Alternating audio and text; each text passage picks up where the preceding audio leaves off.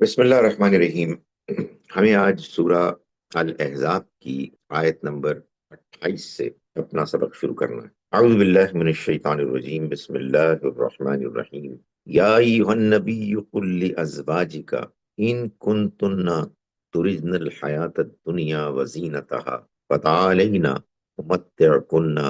واسرحکن سراحا جمیلا۔ یا ایھا النبی، اے نبی، قل لازواجک، آپ اپنی بیویوں سے کہہ دیجئے، ان کنتن تردن الحیات الدنیا، اگر تم دنیا کی زندگی چاہتی ہو، وزینتہا، اور اس کی زینت، اس کی رونق، تو فتعالین، آؤ، امتعکن، میں تم کو کچھ دے دلا دوں، کچھ سامان دنیا دے دوں، اور وَأُسَرِّحْكُنَّ سَرَاحًا جَمِيلًا، اور تمہیں اچھے طریقے سے خوش دلی کے ساتھ رخصت کر دوں۔ سورہ الاحزاب میں اس سے پہلے ہم نے یہ دیکھا کہ اللہ تعالیٰ نے غزوہ احزاب کی احوال کو، کچھ تفصیلات کو بیان کیا، جس میں کچھ رویہ منافقین کا تھا، اور پھر اس کے بالکل برعکس اہل ایمان کا رویہ تھا، اور نبی اکرم صلی اللہ علیہ وسلم کی شاندار نمونے کو، اسوہ حسنہ کو اللہ نے بیان فرمایا۔ اب اس کے بعد اچانک خطاب نبی صلی اللہ علیہ وسلم کی جانب ہوتا ہے، اور آپ سے یہ کہا جا رہا ہے کہ آپ اپنی بیویوں کو یہ فرما دیجیے۔ تو ظاہر ہے کہ یہ سوال پیدا ہوتا ہے کہ آخر ان کا آپس میں کیا تعلق ہے۔ یہ سوال کیوں پیدا ہوتا ہے؟ یہ سوال اس لیے پیدا ہوتا ہے کہ اللہ نے اپنی کتاب میں جو 114 صورتوں کو ایک خاص ترتیب میں بیان کیا ہے، تو ظاہر ہے کہ اس کے پیچھے کوئی حکمت تو ہوگی نا۔ اس لیے کہ خود قرآن کہتا ہے کہ یہ ایک پرحکمت کتاب ہے، یاسین والقرآن الحکیم۔ یہ پرحکمت قرآن گواہ ہے اس بات پر، انک لمن المرسلین، کے اے پیغمبر آپ رسولوں میں سے، یعنی یہ آپ کے رسالت کی ایک دلیل ہے کہ یہ کتاب ایک پرحکمت کتاب ہے۔ جو کتاب حکمت پر مبنی ہوگی، اس میں یہ تو نہیں ہو سکتا نا کہ مضامین ایک جگہ کسی ایک چیپٹر میں، سورہ میں جمع کر دیے گئے ہوں، مگر ان کا آپس میں کوئی تعلق نہ۔ تو جو تعلق واضح طور پر سمجھ میں آتا ہے وہ یہ ہے کہ اس سورہ مبارکہ میں اللہ تعالیٰ نے خاص ان سازشوں کو بیان کیا ہے کہ جو اللہ کے پیغمبر صلی اللہ علیہ وسلم اور آپ کے ساتھیوں کے خلاف دشمنوں نے، بالخصوص یہود نے، اور ان کے ساتھ مل کر ان لوگوں نے کہ جو نام نہاد مسلمان تھے، منافق تھے، انہوں نے ایک بھرپور کوشش کی کہ مسلمانوں کی، اسلام کی اس بڑھتی ہوئی طاقت کو کمزور کریں۔ چنانچہ اس میں پہلے انہوں نے یہ کوشش کی کہ ہر طرف سے جو مسلمانوں کے دشمن گروہ موجود ہیں، ان کو دعوت دی جائے کہ وہ ایک ہی وقت میں آئیں اور حملہ آور ہو جائیں۔ اس کوشش میں جب وہ بالکل ناکام ہو گئے، تو پھر اس کے بعد انہوں نے اس سے آگے بڑھ کر اس سے بھی زیادہ خطرناک اور گھناؤنی کوشش یہ شروع کی کہ کسی طرح سے اللہ کے پیغمبر صلی اللہ علیہ وسلم کے گھروں میں داخل ہو کر کچھ ایسے سکینڈلز بنائے جائیں، ایسی خبریں اڑائی جائیں، ایسے وسوسے پیدا کیے جائیں، غلط فہمیاں نمایاں کی جائیں، جس سے کہ سارے کا سارا گھرانہ نعوذ باللہ بالکل منتشر ہو جائے، اس کے بارے میں طرح طرح کی خبریں پھیلنی شروع ہو جائیں، اور یوں وہ ساری کوشش جس کو کہ خارج سے عسکری طاقت، ملٹری سٹرینتھ کے ذریعے سے سرنگو نہیں کیا جا سکا، اسے ایک سازش کے ذریعے سے گھر کے اندر جا کر اس کو پامال کیا جائے۔ چنانچہ جب یہ صورتحال پیدا ہوئی تو ظاہر ہے کہ اس میں ایک بڑا اہم رول نبی اکرم صلی اللہ علیہ وسلم کی ازواج کا تھا، اور اس موقع پر پھر اللہ نے اس بات کا اہتمام کیا کہ ان کو یہ اختیار دے دیا کہ وہ دیکھ لیں، اب یہ جو صورتحال پیدا ہو گئی ہے، اس صورتحال میں جب منافقین اپنی سازشیں شروع کریں گے تو نبی کی بیویوں کو آخری درجے میں احتیاط کرنی ہوگی۔ ان کے اس احتیاط پر مبنی تعاون کے بغیر اس سازش کو ناکام نہیں بنایا جا سکے گا۔ چنانچہ اللہ تعالیٰ نے اس فتنے کے اٹھنے سے پہلے یہ بات طے کر لی کہ اب اس خاص صورتحال میں پیغمبر کی بیویوں کو پہلے یہ اختیار دے دیا جائے کہ وہ اس نئی اور مشکل صورتحال، ایک نئے اور مشکل چیلنج کو اگر قبول نہیں کرنا چاہتے تو ان پر کسی قسم کا کوئی دوش، کوئی بلیم نہیں آئے گا، انہیں عزت کے ساتھ رخصت کر دیا جائے۔ فرمایا وَإِن كُنتُنَّ تُرِدْنَ اللَّهَ وَرَسُولَهُ، اور اگر تم اللہ اور اس کے رسول کو چاہتی ہو اور آخرت کے گھر کو، والدار الآخرہ، یعنی تمہارا مطمع نظر دنیا نہیں بلکہ اللہ کا دین ہے، اللہ، اللہ کے رسول اور آخرت کی کامیابی، یہ تمہارا مطمع نظر ہے، تو پھر تمہیں اس معاملے میں ان تمام چیزوں سے جو دنیاوی لحاظ سے پرکشش ہیں بے نیاز ہونا ہوگا، اور اس کے بعد پھر وہ کام کرنا ہوگا کہ جس میں تمہیں نبھانا ہوگا اور اچھی طرح سے خوبی کے ساتھ پیغمبر کے مشن میں ان کا ساتھ دینا ہوگا، جو ہدایات نازل ہوں گی ان کے مطابق اپنے آپ کو ڈھالنا ہوگا۔ تو فرمایا کہ فَإِنَّ اللَّهَ، تو اللہ، أَعَدَّ لِلْمُحْسِنَاتِ، اس نے تیار کر رکھا ہے ایسی محسنات کے لیے، ایسی خوبی کے ساتھ عمل کرنے والیوں کے لیے، بہترین رویہ اختیار کرنے والوں کے لیے، کرنے والیوں کے لیے، من کنہ، تم میں سے، اجرن عظیمہ، اس نے تیار کر رکھا ہے ایک عظیم اجر۔ روایات سے معلوم ہوتا ہے کہ نبی اکرم صلی اللہ علیہ وسلم کی جانب سے قرآن مجید کی ان آیات کی روشنی میں جب ان کو یہ اختیار ملا تو ان سبھی نے اللہ کے پیغمبر کے حق میں اپنا فیصلہ اپنی مرضی سے کیا۔ عائشہ رضی اللہ عنہ کے بارے میں آتا ہے کہ جب حضور نے فرمایا کہ تم اس اللہ تعالیٰ کے تمہیں اختیار کے بعد جو موقع ملا ہے اس کے فیصلے میں جلد بازی مت کرو، سوچ سمجھ کے فیصلہ کرو، اپنے گھر والوں سے بھی مشورہ کرو۔ تو انہوں نے یہ فرمایا کہ مجھے کسی سے کچھ مشورہ کرنے کی ضرورت نہیں ہے،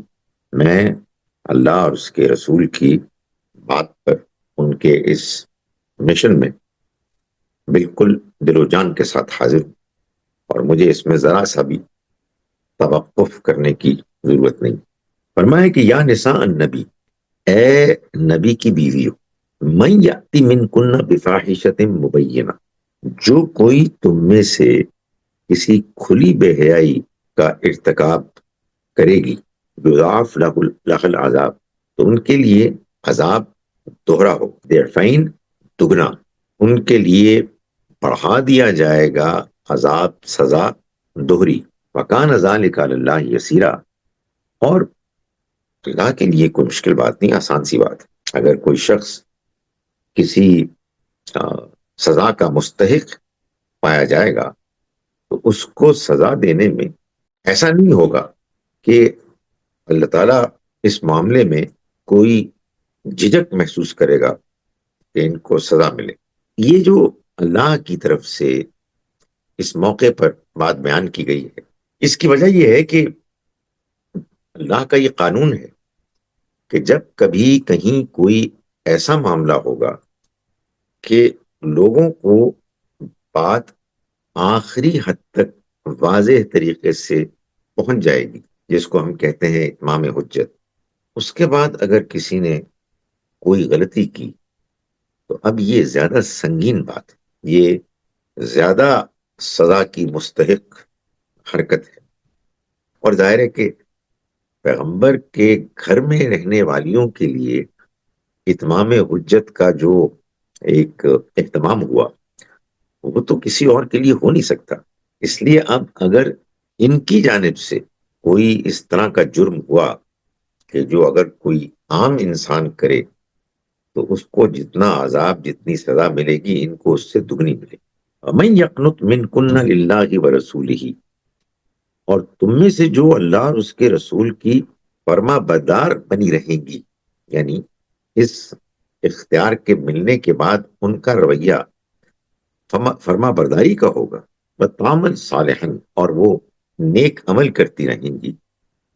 نُؤْتِهَا أَجْرَهَا مَرَّتَيْنِ، تو ہم ان کو ان کا اجر بھی دوہرا عطا فرمائیں گے۔ فرمایا وَأَعْتَدْنَا لَهَا رِزْقًا كَرِيمًا، ہم ان کا اجر مرتين دگنا کریں گے، اور ہم نے ان کے لیے تیار کر رکھا ہے ایسا انعام کہ جو اس روزی، اس رزق کی صورت میں ہوگا کہ جو عزت والا رزق ہوگا، جس میں انہیں احترام، عزت اور وہ جو انعام کی ایک خوشی ہوتی ہے کہ انہوں نے یہ کیا، جس کے نتیجے میں یہ بدلہ ان کو مل رہا ہے، یہ ملے گا اور یہ دگنا ملے گا۔ اجر میں دگنے ہونے کی وجہ یہ ہے کہ یہ بات بھی معلوم ہوتی ہے کہ جب کسی کا مقام اور مرتبہ بلند ہوتا ہے تو پھر اللہ کی طرف سے اس کی آزمائش بھی زیادہ ہوتی ہے۔ عام آدمی کو جتنی ایک آزمائش ہوتی ہے، اس آزمائش میں جو اللہ کی توقع ہوتی ہے، جو پیغمبر اور پیغمبر کے گھر والے ہوتے ہیں، ان کے لیے آزمائش اس سے کہیں زیادہ ہو، اس لیے کہ انہیں تو ساری دنیا کے سامنے اللہ کے دین کا گواہ نمونہ بن کے اپنی زندگی گزارنی ہوتی، تو یہ خبردار بھی کر دیا گیا اور یہ خوشخبری بھی سنا دی گئی اور اختیار دے دیا گیا۔ اس اختیار کے ملنے کے بعد ان کی جانب سے جو رد عمل سامنے آیا وہ سب کے سب کی طرف سے ایک مثبت رد عمل تھا کہ جس میں کسی قسم کی اس اختیار سے رخصت ہونے کا فائدہ اٹھانے کا کوئی امکان نہیں تھا۔ فرمایا یا نساء النبی، اے نبی کی بیویوں، لستن کا احد من النساء، تم عام عورتوں کی طرح نہیں ہو، یعنی تم عام مسلمان عورتیں نہیں ہو۔ ان اتقیتن، اگر تم اللہ سے ڈرنے والیاں ہو تو فلا تخضعن بالقول، تو نرمی کا لہجہ اختیار نہ کرو، یعنی مردوں سے بات کرتے ہوئے اگر تم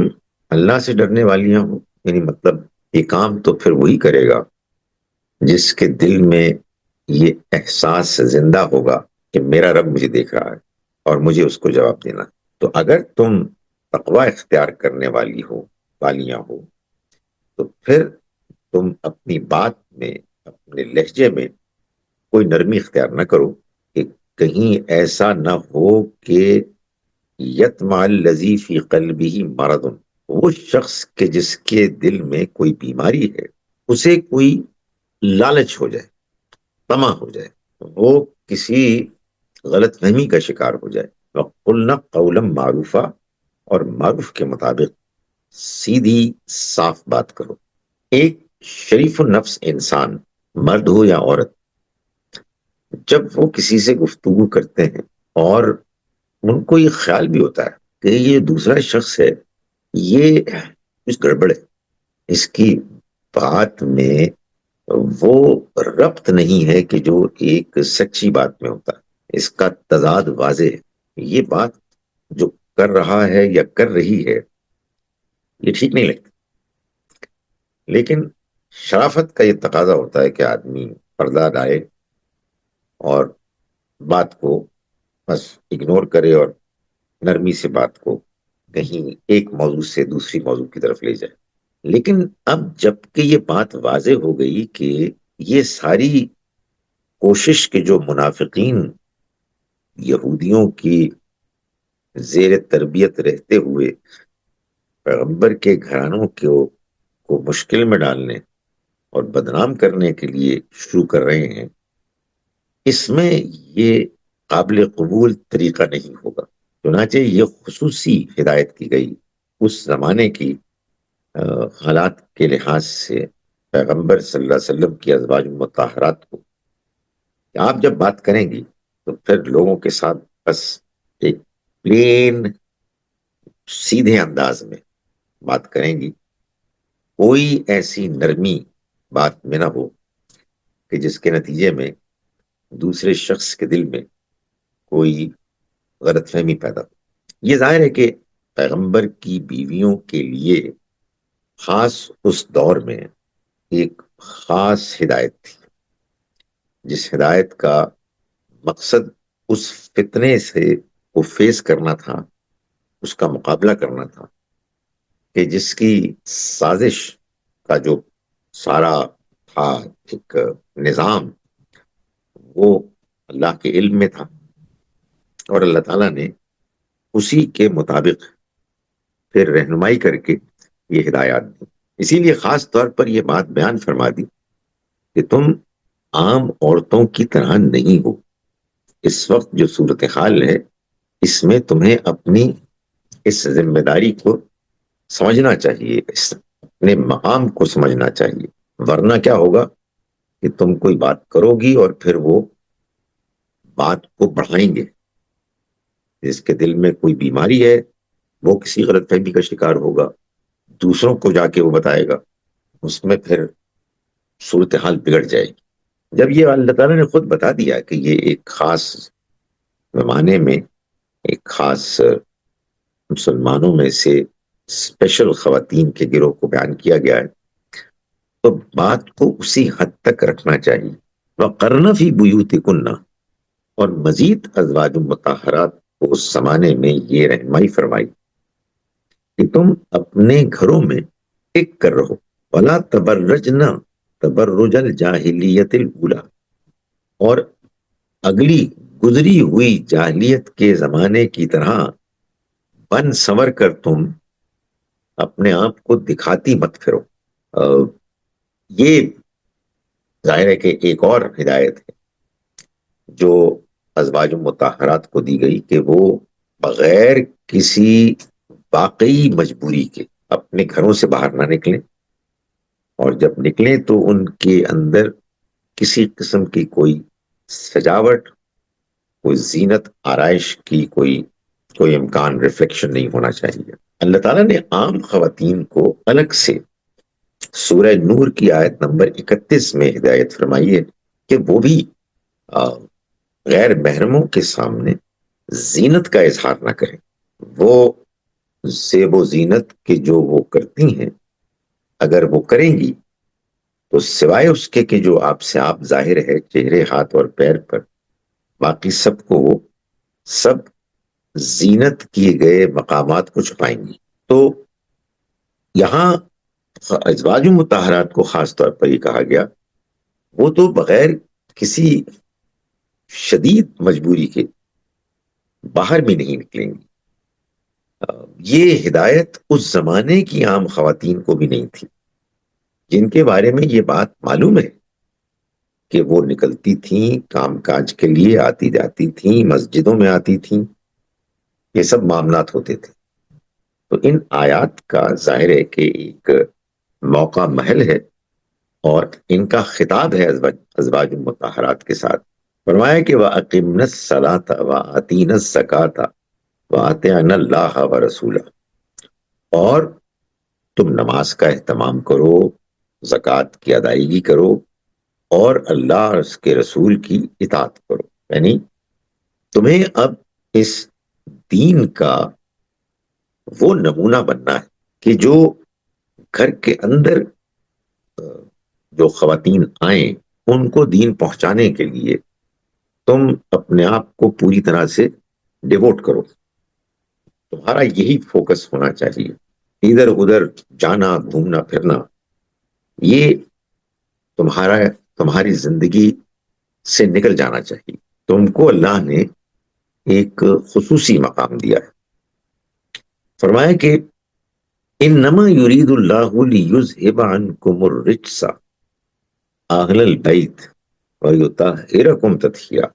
اللہ تو چاہتا ہے یہ کہ دور کر دے تم سے گندگی کو، یعنی وہ گندگی کہ جو منافقین تمہارے اوپر تھوپنا چاہتے ہیں، جس کے ذریعے سے وہ اس گھرانے کو سکینڈلائز کرنا چاہتے ہیں۔ اللہ تعالیٰ یہ چاہتا ہے کہ وہ بالکل پاک کر دے تم کو، تمہیں ان کے اس اسکیم سے نجات دے دے، ان کے ناپاک عزائم سے محفوظ رکھے۔ تو فرمایا کہ اللہ تو یہ چاہتا ہے، اہل البیت، اے پیغمبر کے گھر والیوں، وَيُطَهِّرَكُمْ تَطْهِيرًا، اور وہ چاہتا ہے کہ تم کو بالکل پاک صاف کر دے۔ یہاں یہ ایکسپریشن اہل بیت کا استعمال کیا گیا ہے، اور یہ صاف ظاہر ہے کہ پیغمبر صلی اللہ علیہ وسلم کی ازواج کے لیے استعمال کیا گیا۔ بالکل اسی طرح سے یہ سورہ ہود میں بھی اللہ تعالیٰ نے اس موقع پر استعمال کیا جبکہ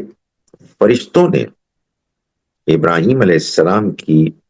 زوجہ محترمہ سارہ علیہ السلام کو جب خطاب کیا تو ان کے لیے بھی یہی لفظ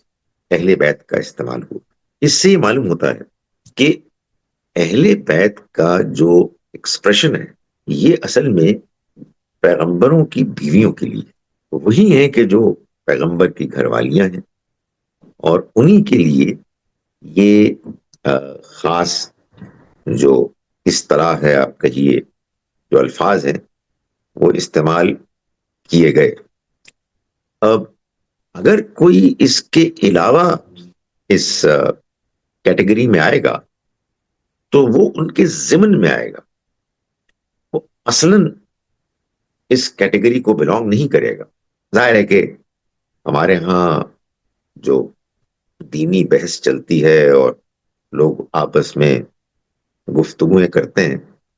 اس میں اہل بیت کا ذکر کسی اور مفہوم میں لیا گیا ہے، لیکن مسلمان کو تو ہر حال میں قرآن مجید کے بیان کیے گئے الفاظ اور ان کے معنی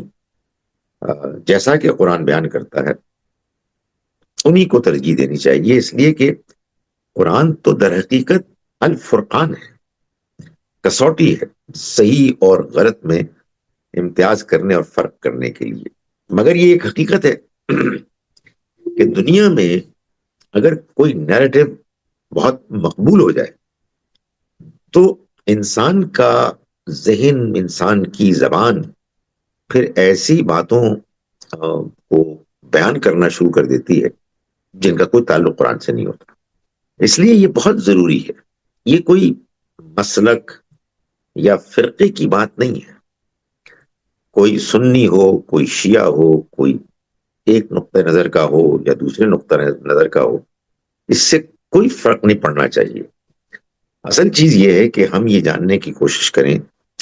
کہ قرآن مجید میں اگر کوئی بات بیان ہوئی ہے تو اس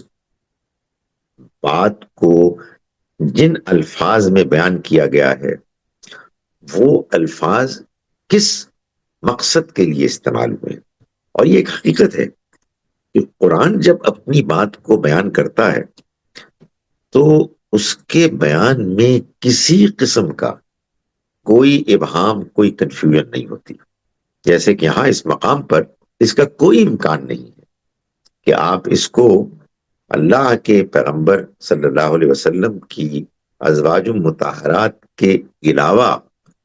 آپ کسی اور کے لیے اس کو مانیں، کیونکہ بات ہی انہی سے ہو رہی ہے۔ جب بات ان سے ہو رہی ہے تو پھر کسی اور کو اس میں ماننا یہ ظاہر ہے کہ اسی صورت میں ہو سکتا ہے کہ جب آدمی نے طے کر لیا ہو کہ میں ایک چیز کو پہلے سے مان رہا ہوں، اتنی مشہور بات ہے، اتنا ہم سنتے چلے آئے ہیں، تو یہ کیسے ہو سکتا ہے کہ جو بات ہم نے سنی ہوئی ہے اس کے علاوہ یہ کسی اور سے متعلق ہو۔ سو میں نے گزارش کی کہ یہ خاص ان آیات میں جو الفاظ استعمال ہوئے ہیں یہ ان الفاظ کو اگر سامنے رکھا جائے تو ان سے جو بات بالکل واضح طور پر سامنے آتی ہے، یہ اس کا ایک تقاضا ہے کہ جو میں نے گزارش کی کہ جس کو ہم نے دیکھنا ہے اور اس کو ظاہر ہے کہ اپنی انڈرسٹینڈنگ میں، اپنے بیانات میں اس کا لحاظ رکھنا ہے۔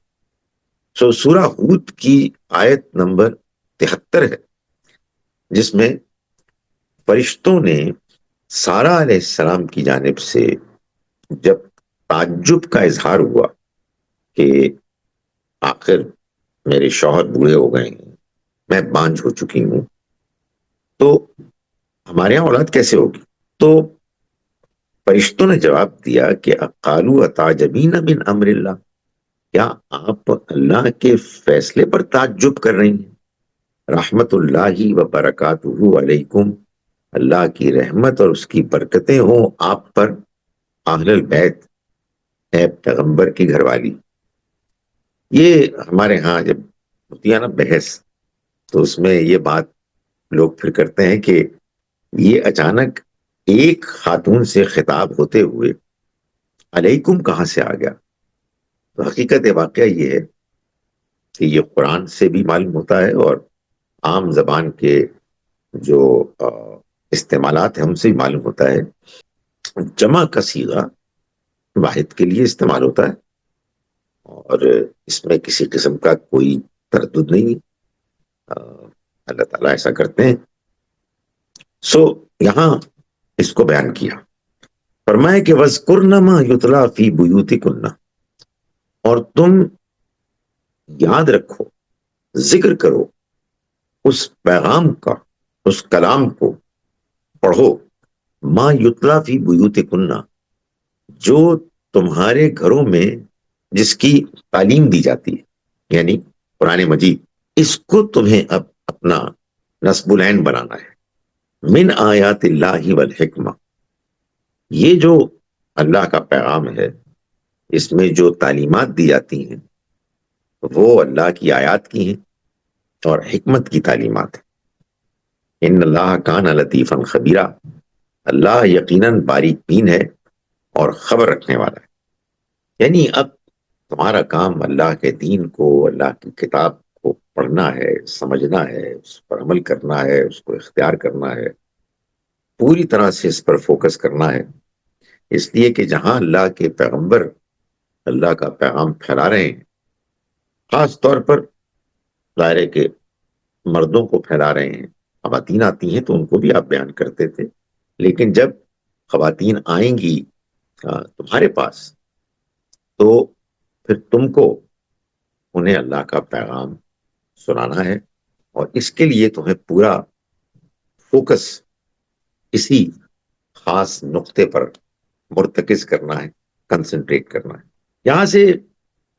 یہ جو بات سامنے آئی کہ یہ اب پیغمبر کی بیویوں کا کام ہے، تو اس سے یہ خیال ہوا، کیا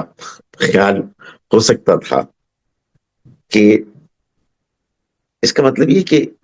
یہ تو شرف انہی کے لیے ہے، پھر عام خواتین اور عام مرد تو شاید وہ مقام حاصل نہیں کر سکتے، ان کے لیے پھر کمتر درجے ہی ہے۔ تو اللہ تعالیٰ نے اس موقع پر چنانچہ یہ فرمایا کہ نہیں، ایسا نہیں ہے، یہ بات نہیں ہے کہ ازواج مطہرات کو جو باتیں بتائی جا رہی ہیں وہ اب صرف انہی کے لیے ہیں، اور ایک عام مسلمان تو بس ایک سادہ کمتر نچلے درجے کا ہی مسلمان ہو سکتا ہے، اور کمتر انعامات اور اللہ کے ساتھ تعلق کے مدارج کو وہ ایم کر سکتا ہے، وہی اس کا لیول ہو سکتا ہے۔ تو فرمایا نہیں، ایسا نہیں ہے۔ ان المسلمین والمسلمات، حقیقت یہ ہے کہ وہ مرد کے جو مسلم ہیں اور وہ عورتیں کے جو مسلم ہیں۔ اب یہاں اللہ تعالیٰ نے غالباً 9 اوصاف بیان کیے ہیں کہ جن میں دونوں مردوں اور عورتوں کو ڈسکرائب کیا ہے الگ الگ۔ حالانکہ یہ بات طے ہے کہ اللہ تعالیٰ نے جہاں بھی خوبیاں بیان کی ہیں کسی بندہ مومن کی، اگرچہ کہ وہ خوبیاں اس نے بیان کی ہیں مذکر کے صیغے میں، لیکن اس میں خواتین بھی آپ سے آپ شامل ہیں، مگر یہاں خواتین کو نمایاں کر کر بیان کیا ہے، اور یہ جو 9-10 اوصاف بیان کیے ہیں اللہ نے، ان میں جہاں مردوں کا ذکر ہے وہاں عورتوں کا بھی ذکر ہے۔ فرمایا بے شک فرما برداری اختیار کرنے والے مرد والمسلمات، اور فرما برداری اختیار کرنے والی عورتیں، والمومنین والمومنات، اور ایمان لانے والے مرد اور ایمان لانے والی عورتیں۔ مسلم اور مومن میں یہ فرق ہے، وہ یہ ہے کہ اگر دونوں ایک ساتھ آئیں تو مسلمان وہ ہے کہ جو اپنے ظاہر میں اللہ کے احکام کا پابند ہو جاتا ہے، اور مومن وہ ہے کہ جس نے اللہ کے دین کی تعلیمات کو اپنے دل میں ایکسپیرینس کیا ہے، داخل کیا ہے، انٹرنلائز کیا ہے، اور وہ ظاہری عمل کے ساتھ ساتھ ان باطنی کیفیات کو بھی پائے ہوئے ہیں، جس کے نتیجے میں انسان کو وہ اطمینان حاصل ہوتا ہے کہ جس میں وہ زندگی ایسے گزار رہا ہوتا ہے کہ وہ اللہ، آخرت اور اللہ کے پیغمبروں کے پیغمبر ہونے کی حقیقت کو مان رہا ہوتا ہے۔ فرمایا کہ والقانتین والقانتات، اور جو ایسے ہیں کہ وہ اپنی زندگی میں دین کو اختیار کیے ہوئے ہیں، عبادت کی سطح پر بندگی کر رہے ہیں، جھکے ہوئے ہیں، مرد ہوں یا عورتیں ہوں۔ والصادقین والصادقات، اور سچے راست باز مرد اور سچے راست باز عورتیں، یعنی جن کے قول میں، جن کے عمل میں، جن کے ارادے میں کوئی تضاد نہیں، جو وہ سوچتے ہیں وہی وہ کہتے ہیں، اور جو وہ کہتے ہیں وہی وہ کرتے ہیں، مرد ہوں یا عورتیں ہوں۔ والصابرین والصابرات، اور وہ صبر کرنے والے، یعنی جب انہوں نے یہ فیصلہ کر لیا کہ وہ اللہ کے بندے بندیاں بن کے رہیں گے، تو وہ اب اس پر پوری طرح سے کاربند ہوتے ہیں اور ثابت قدمی دکھاتے ہیں، حالات کے اتار چڑھاؤ سے، تنگی یا سختی سے وہ متاثر نہیں ہوتے۔ والخاشعین والخاشعات، اور وہ خشوع کرنے والے مرد اور خشوع کرنے والی عورت، یعنی جن کے دل جھکے ہوئے ہیں، وہ اللہ کی فرما برداری کرتے ہیں اس کیفیت میں کہ ان کے اندر